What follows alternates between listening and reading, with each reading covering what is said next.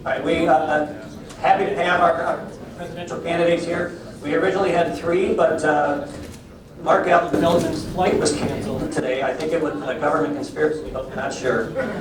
So we're very honored to have Governor Gary Johnson and Shauna Joyce Sterling, our candidates here today. So please give them a round of applause for joining us.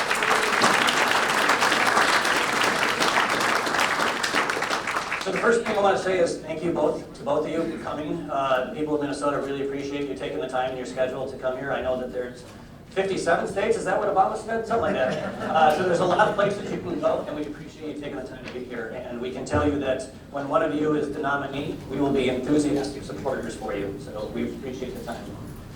Just a few kind of guidelines of how we're going to do this. Each candidate will have a 2-minute introduction speech. And then we'll do followed by prepared questions by me, the moderator. For those questions, there is a 1-minute time limit for your response. Mr. Kevin Bradley is our timer. He will give you a little sign for each segment when you have 10 seconds left, so you know when to wrap it up. And so I'm going to go through my prepared questions, and then we're going to turn it over to the audience. So I'll give you the sign of when it's time to get ready for audience questions, and then you can go line up, and Chris will be the person that controls the line there. So without further ado, we had a caucus in March. And in that caucus, Gary Johnson finished first and Shauna finished second. So that's how we're going to start the event. So Gary, you have 2 minutes to give your opening statements, please.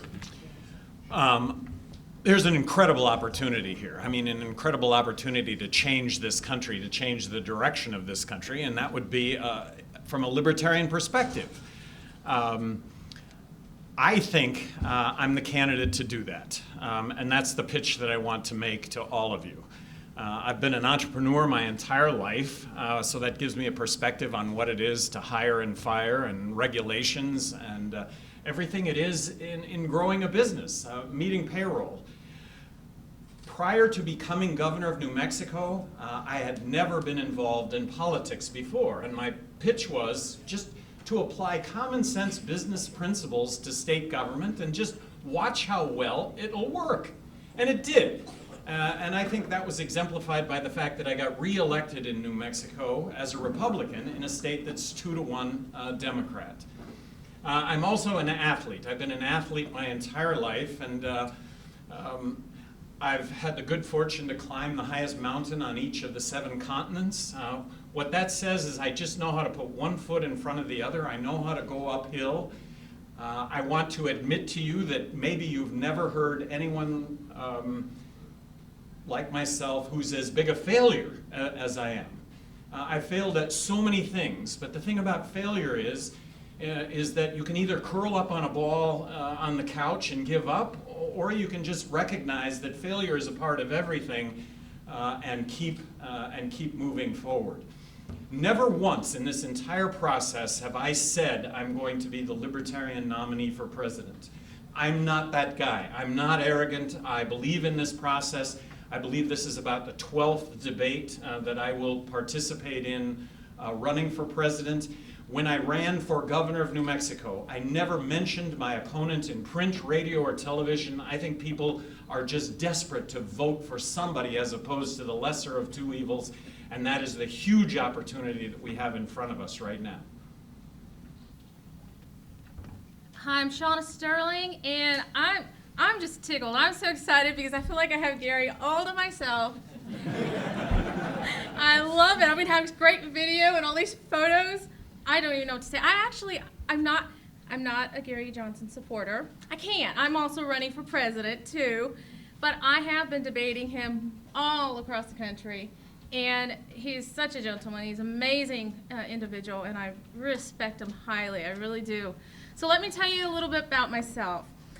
I do have the title pastor. I did my religious studies at the University of Arizona, Christianity, Judaism, and Islam. Since the age of 12, I've done outreach. My entire life has been dedicated to outreach and ministry.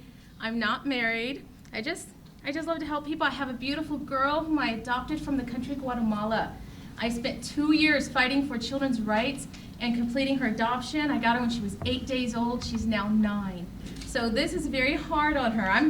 I'm doing the campaign a little bit different because I'm also a graduate student, so I get student discounts on Greyhound. So Greyhound's my best friend right now.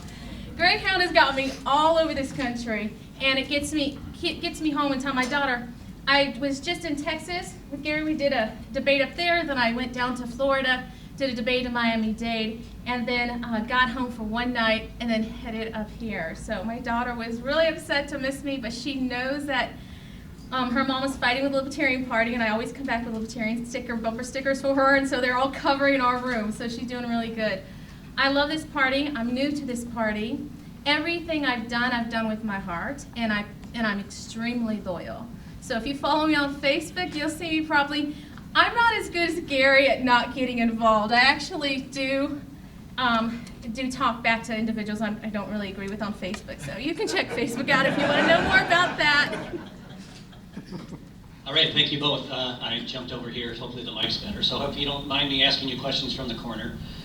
For this segment, for these questions, it'll be a 1-minute response, and we're going to alternate who goes first and who goes second, but you will both respond to each question so that you have the opportunity to speak to the same issues. So, Ms. Sterling, we'll start with you.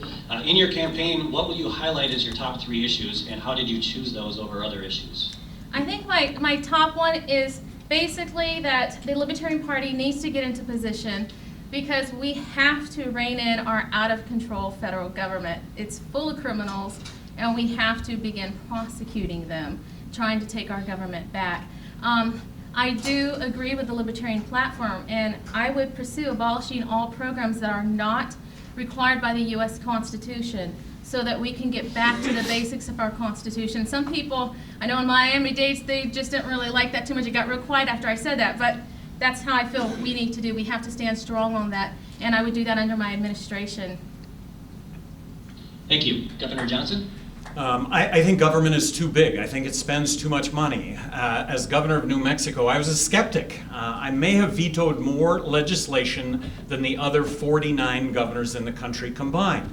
So I think that we need to balance the federal budget. I think there are going to be really negative implications to the fact that we continue to borrow and spend money that we don't have, and it's going to result in inflation. I also believe in individual freedom and liberty. This is a campaign about freedom. Bottom line, we're the party of choice. When it comes to issues, always side on the side of choice, allowing individuals the freedom and liberty to make those choices. And then there is a very real terrorist threat in this world right now. But we're not making it better with our military interventions. We're not making it better with boots on the ground. We're not making it better by dropping bombs. We're not making it better by flying drones and killing thousands of innocents. So let's cut off the funding to terrorism. Let's stop with the military interventions that have unintended consequences of making things worse, not better. All right, thank you very much. So now for the segments of questions, I'm going to do it by kind of topic. So we're going to start with financial questions. Gary Johnson, you are first. On the issue of debt, our stated national debt has now surpassed $19 trillion, and estimates of debt with unfunded liabilities are as high as $90 trillion. At what point do you think that debt number actually blows up? And what would you do to address this issue? Well, first of all, I do think that at some point it blows up. I can't tell you when, but the only fighting chance that we have in this is to balance the federal budget. So I would be proposing a balanced federal budget, which is a 20% reduction in federal spending. Keep in mind, I'm running for President of the United States. Congress has to pass legislation. Now, I can suggest that we balance the federal budget, but just count on me to always sign off or always to support anything that makes things better and not worse. And understand also that I am an absolute skeptic. I believe in eliminating income tax, eliminating corporate tax. If eliminating corporate tax doesn't create tens of millions of jobs, I don't know what will, and that also involves abolishing the IRS. Imagine life without the IRS.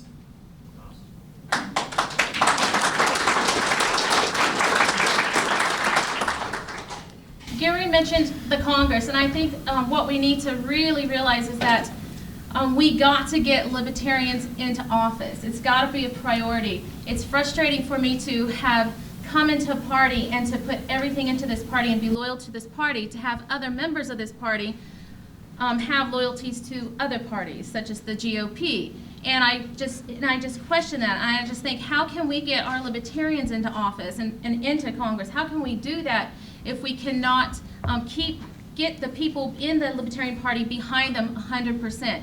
Gary mentioned that this is a special year, and this really is. And I think everybody here knows that this is basically a perfect storm for the Libertarian Party. If we can get a good presidential candidate and a good vice presidential candidate, and the delegates, y'all will be making that decision, we can have a really good chance, not just getting the percentages, but having a chance for the White House, and that can make a difference right there. Okay.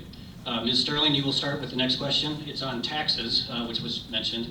So we currently have a federal tax code that exceeds 70,000 pages, mostly filled with special treatment for special interest groups who have paid to have these exceptions built into the code.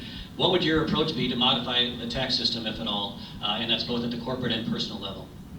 Well, we got to bring the taxes down for once, but really the first thing I would do is I would sit down with leaders of our Libertarian Party and also with the government, and I know we have to work with the Congress, but I would begin to abolish these programs.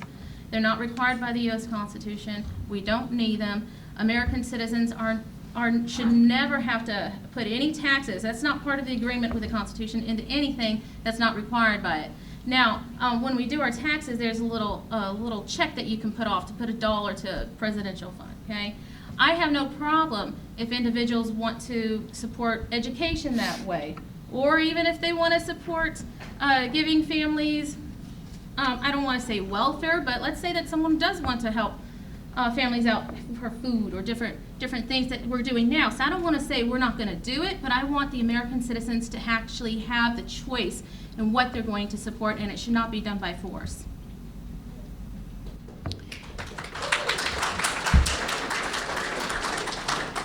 Taxes are too high. And because taxes are too high, that means that I get taxed too much, and that's liberty and freedom that's taken away from me because I have to pay these taxes. I can't spend that money the way that I see fit.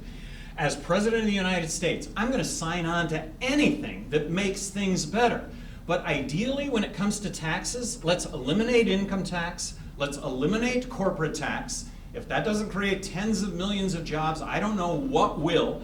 Let's abolish the IRS. And if you want to look to how to implement so first of all, if Congress submits to me legislation to do that, eliminate income tax, eliminate corporate tax, I'm going to sign on to that and I'll make it stick with regard to cuts to government spending. But I don't think they're going to do that. They might replace it with a consumption tax.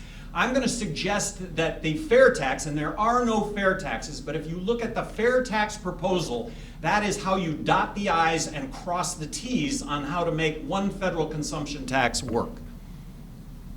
Thank you. Governor Johnson, you will answer the next question first. It's about money and politics. Currently, corporations, lobbyists, and the wealthy elite control our government through contributions to politicians and their foundations. What would you propose to combat the situation? I think that contribution should be unlimited, but I think that transparency needs to be 100%. These super PACs are completely non-transparent. Make the process completely transparent. There is a fallacy in this country held by so many that by limiting campaign contributions, what you do is you return power to the ordinary guy, to all of us as individuals, when the reality is when you limit campaign contributions, what you do is you empower the incumbents. You don't give incumbents a chance. So what I like is 100% transparency, and if that includes wearing a NASCAR jacket with my sponsors on there as to who contributes to me and the size of the patch relevant to how much has been contributed to me, terrific.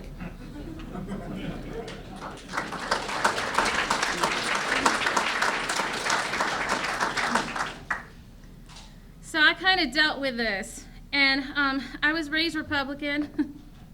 And I'm new to the Libertarian Party. Let's just say that I realized that the Republicans, and I actually helped the Democrats out a little bit, they are controlled by the same elites, and you cannot think that you can do anything in that party. It's the Libertarian Party.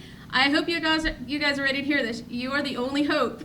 This party is the only hope. So we got to realize how important that is.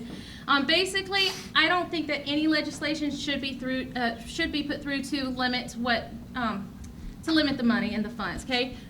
the reason is because I think that regardless, the people need to be educated. They need to know that when these politicians are putting these videos on and they're putting that really great, inspiring music behind it, they are really, really corrupt. They are toxic. And that's why they have to put so much money in, because they're toxic to this government and toxic to the people. That's one thing the Libertarian Party has going for us. We're actually good people. We actually love this country. 20-second follow-up? Sure.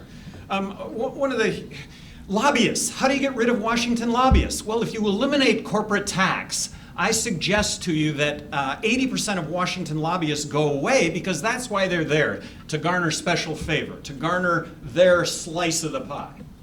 Okay, and Ms. Sterling, would you like to add anything to your comments since Mr. Johnson? Yeah. I just wanted to say that when you begin to educate the public, then something clicks inside their minds, and they're going, ooh, this person is trying to deceive us. This person is not being honest with us. And when you educate them, it doesn't matter how much money the PACs are putting in there. They will notice those ads, and they will be able to recognize. And I believe that they'll be seeing that the Libertarian Party is the one with the upper ground that has the ethics, that actually loves humanity, wants humanity, all of humanity to be free. And Ms. Sterling, you start on the next question. It's Social Security and Medicare. The Social Security Administration predicts that by the year 2033, Social Security recipients will only receive 75% of their target benefits due to the funding shortfalls. Medicare continues to be a growing expenditure within the federal budget. As president, what would you do about these issues? I would wean individuals off of it, just because it's not a requirement of our U.S. Constitution. And then I would have to speak with others concerning policy legislation that would go through, because I haven't really researched that to know what options are available, but I would say that we've got to focus on what is required by the U.S. Constitution, and we've just got to wean them off of it somehow. Thank you. So I would be proposing a balanced federal budget to Congress. That would include Medicaid and Medicare. Having been governor of New Mexico, in my heart of hearts, if the federal government would have block granted the state of New Mexico 20% less money for Medicaid, and in this case, given the state of New Mexico health care for those over 65, Medicare, and block granted it with 20% less money, in my opinion, I could have seen over the administration of making that happen. It would have been drawing new lines to make that happen. With regard to Social Security, my proposal to eliminate income tax, corporate tax, replace it with a consumption tax, under the fair tax, no longer would there be a withholding from your payroll check for Social Security. No longer would there be an employer match. That would come out of the proceeds of the fair tax. But on top of that, Social Security is absolutely fixable. And there are some reforms to Social Security. One would be raising the retirement age. Another would be a very fair means testing. How much did you put in? How much should you get out given a certain level of income? Should you be able to get out more than what you put in given a certain amount of income? And then being able to self-direct those funds. And Governor Johnson, you're first on the next question. Regarding the minimum wage, and we heard some of our statewide candidates address this earlier, there's a current push across the country to move the minimum wage to $15 per hour. Do you think there should be a federally mandated minimum wage, or what would you do about minimum wage legislation? I think there should be a federally mandated minimum wage to $75. I mean, why are we settling for $15? Let's go right to $75 and let's make ourselves, well, obviously you can't do that because somebody has to pay for it. And why the government gets involved in minimum wage. Minimum wage is minimum wage. That's what it's labeled. It's not living wage, it's minimum wage. And don't get the government involved in this. And like I say, if we will eliminate income tax and corporate tax, I believe tens of millions of jobs will get created in this country as a result of doing that. I do not agree with the federal government putting any kind of stipulations on businesses. And I do not think that, I feel like it's just a trap. You hear it a lot from the Democrats, that they're gonna, for the $15, okay? But then what they do is they go and put other legislation through that raises prices, for example, like milk might go up, or other things might go up, okay? And they get that money out of you. I just feel like it's a trap. And then they can say, oh, well, you know, we gave you $15, but then they come back at you and find another way to entrap you. So I don't agree with that. I think that as we get rid of programs that are not required by the U.S. Constitution, as we give our families more money in their pockets because they're not paying for the taxes, and that will affect our economy. And also, I want businesses to be able to not feel pressured that they can't hire people that they might want to hire because of these ridiculous rules. I think it's causing individuals who could have a job to not even get hired in the first place. The next section of questions are dealing with security issues. And Ms. Sterling, you're first on the first one. It's related to the military. We currently have 1.3 million active duty military personnel, and that does not count civilian contractors who play a similar role. Our military budget is over $600 billion per year. What adjustments, would you make to these numbers, and how do you feel that would affect our national security? Well, I love our military.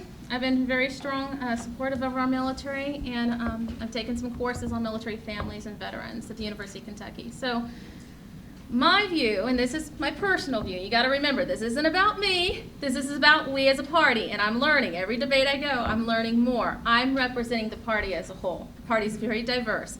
So the more you tell me, the more I'm able to better represent the party. I would make sure that our military had everything they need.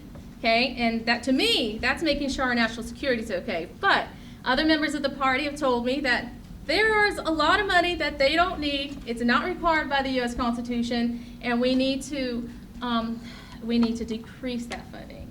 So this is where I'm at. If under my administration, if we can find those areas that's not required by the U.S. Constitution, will not affect our national security, then I will seek to remove them so that we can cut that funding down. I'm proposing a 20%, I'm proposing a balanced budget, so that means a 20% reduction in military spending.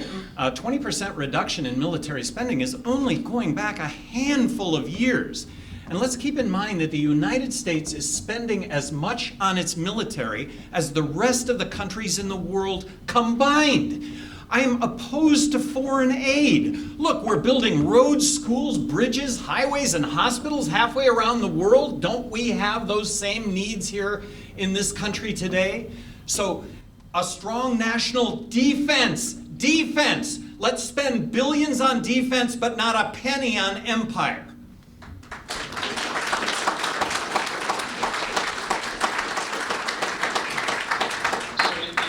Question, and Governor Johnson, you're first to answer this one. Specifically for ISIS, Ted Cruz has said that he would carpet bomb them and would like to find out if sand can glow in the dark. What would your approach be to deal with ISIS? There are unintended consequences of everything that we do. I mean, take Iran and Iraq as an example. We toppled Saddam Hussein, and that was the check that we had against Iran. Now we have to deal with Iran. So we cut off the head of the Hydra, and where is Al-Qaeda? Well, Al-Qaeda's gone, now we have ISIS. We need to deal with ISIS. We need to cut off the funding to ISIS. We need to follow the example of Saudi Arabia and the Emirates when it comes to cutting off the funding to ISIS. Get Congress involved in declaring war, something that right now is executive prerogative along with the military. So I'm going to try to be nice, but this is what I disagree with Gary on this. Al-Qaeda is ISIS. Al-Qaeda's al-Nusra Front is ISIS. They are our enemies. They are plotting to harm our nation. And the current authorization for military force, AUMF, that we currently have was given to our Pentagon and our military before Obama. So they actually have a law that says that they can go after enemies of our nation as long as they are tied to Al-Qaeda. They can go after them.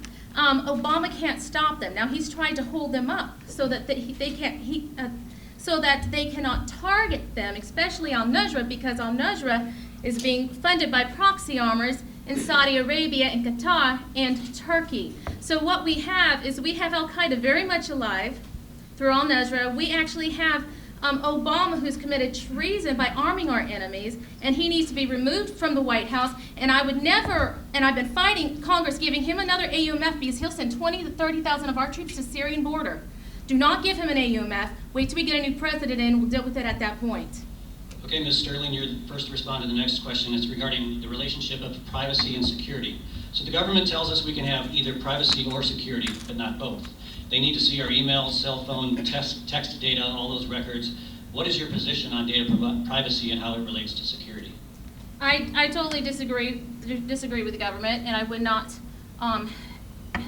sign any legislation that came before me that would try to take away any of the privacy and security of the American citizens. The American citizens, we trump the government. We are the ones who make the decisions for our government. We have the right to tell them that we do not want to have our privacy violated. I would not support it under anything they would try to sneak in. However they try to get legislation in, I would not support it at all. As President of the United States, I would have never established the Department of Homeland Security. Would have never happened. I would have never established a TSA. I would have left that to the airlines, municipalities. I would not have gotten government involved. The fact that NSA is collecting metadata we are outraged. The fact there is due process. But in this case, due process is the FISA court granting access to 110 million Verizon users. In my opinion, that is not due process, and that's what's happening in this country right now, and that needs to get stopped. So in the context of so many different agencies out there, I would also like to fold NSA under the FBI, and as President of the United States, I would work toward getting rid of Homeland Security also. In my opinion, this is redundancy.